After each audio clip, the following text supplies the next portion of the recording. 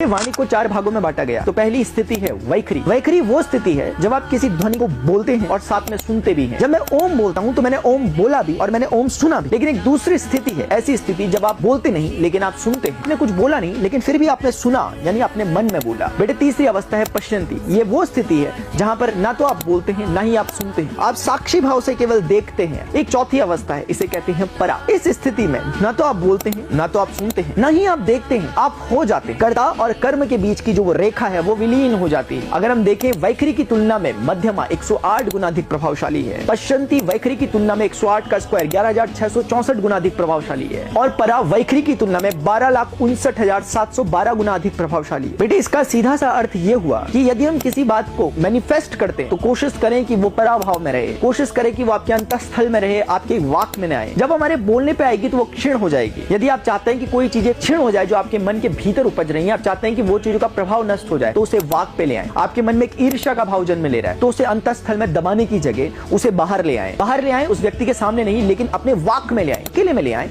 अकेले में ही आप उस बात को अगर बोल देते हैं तो उसका प्रभाव खत्म हो जाता है। लेकिन यदि कोई बात है जिसको आप अपने भीतर पोषित करना चाहते हैं, नरिश करना चाहते हैं, जैसे आपका कोई लक्ष्य है, उस लक्ष्य को जब आप हृदय पे लाते हो, हृदय से कंठ तक लाते हो, कंठ से वाक तक लाते हो, तो इसकी क्षीणता बढ़ती जाती है। इसलिए यदि हम चाहते हैं कि कोई चीजें मैनिफेस्ट हो तो हमारे अंतस्थल के गहन अंधकार में होनी चाहिए, यानी कि हमारे पराभाव में होनी चाहिए।